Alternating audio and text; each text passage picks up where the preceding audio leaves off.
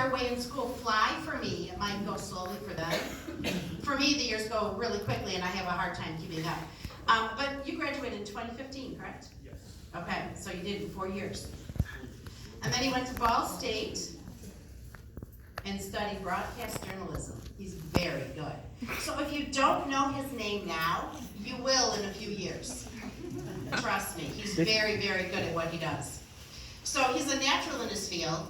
He, I think, you just have a heart for it. You love what you're doing. And that's a beautiful thing. So he's a great young man of character. He makes me laugh. I asked him actually, since we had a little delay, if he knew any jokes. Could he do any stand-up comedy? So maybe we'll talk him into that for later. We'll see how that goes. But he's been a delight for me to know and spend time with, and I really appreciate his willingness to come and share some words with you this evening. So this is Ben Shuren.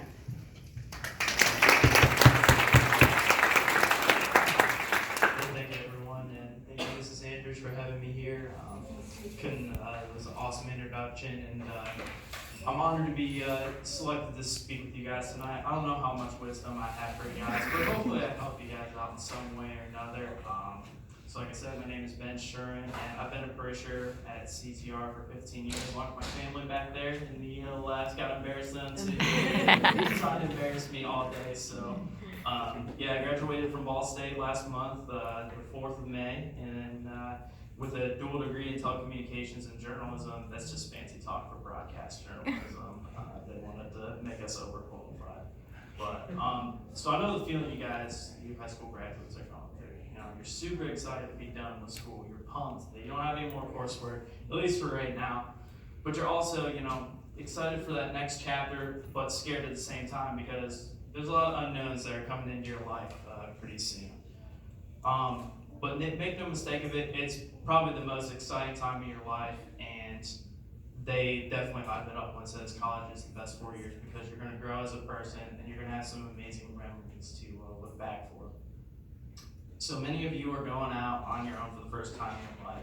Some of you might not be going too far, staying in state, but you know, just enough to keep out of your parents' arm reach. You know, they can't surprise you at weekend, they have to let you know. But other of you might do the same thing I did and, you know, go a little bit farther away, go out of state, you know, maybe even go up north, go up into the UP and go to school. And there's so many great moments that you're going to experience when you're going to college. You're going to meet some amazing friends. I know I met some of the best friends I'm going to have the rest of my life. Had so many great adventures, like going on a 5-hour trip there, 5-hour back trip on a school night when you got a test at 11 a.m. And I didn't get home until like 6:30, so it was really fun. You'll have friends that'll be wanting to do so many fun stuff like that you can only do in college. You also might join a club that fits your interests. Maybe it's in your major. Maybe it's a hobby that you have. You might meet some awesome people that know not only have the similar interests you guys have, but they'll also be able to help you maybe just in your coursework or maybe for the rest of your life. And then you might develop some relationships with some professors or even a mentor that you'll have the rest of your life. I thought there was no way I was gonna have contact with a professor. I thought I was too shy. I thought the classes were too big, and then started getting into the upper level classes, and there's a few professors I remain in contact today, and a mentor, awesome mentor that I developed a relationship with, an internship that you guys can also do. But you know, there's gonna be some moments that you guys might not feel the best about yourself. Maybe it's doing less than ideal on that first test. Pro tip, start studying 3 to 5 days ahead of time. That'll help you. But yeah, that's sometimes the first tests are the hardest, and you might not do as well as you want to. Or how about being told by an employer less than 2 months away from graduation that you might not have done enough in school, and you might have a lot of work to do in the rest of the time. Or even having that special someone who you thought was the one rejecting you. By the way, shout out to my girlfriend Amy back there. Wanted me to ask her out for a second chance. But one thing you should not do is lose your faith. I can tell you the single most regret that I had probably in the days of my graduation is that I didn't go to church enough.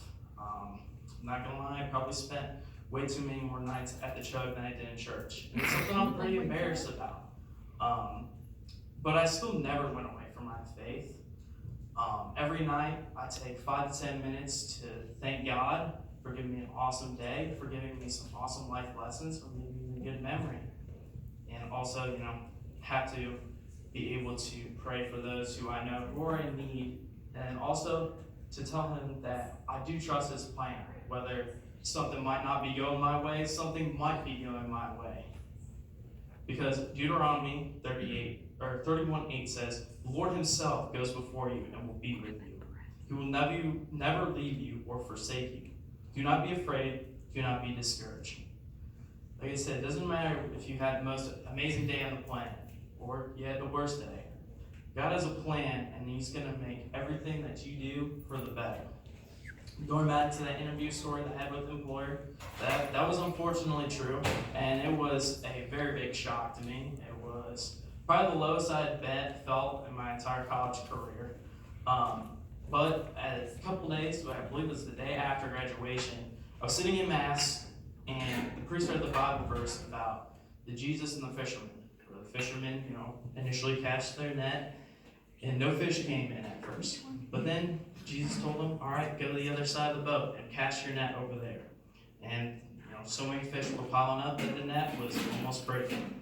And then it hit me, like, oh my goodness, like that was my instance where Jesus was saying, cast your net to the other side. Now that was, I don't know, one of the few times in my life I've had a Bible verse speak to me. But that was a huge moment where I knew my faith had been tested, but that was an instance where my faith was going to keep me through. Unfortunately, the fish haven't been piling into my net just yet, but I'm not getting too discouraged. That's Jeremiah 29:11 says, "For I know the plans I have for you, declares the Lord. Plans to prosper you and not to harm you. Plans to give you hope and a future." Congratulations for all you guys for making it to the end. For those of you who walk next week, and the week after that, definitely savor the moment, savor every moment that you're going to have. You're going to have some moments where you feel so successful, but you're going to have some moments of failure. Always strive to be the most successful, but don't be afraid to take the risk. And most importantly, keep your faith every step of the way. Congratulations, guys.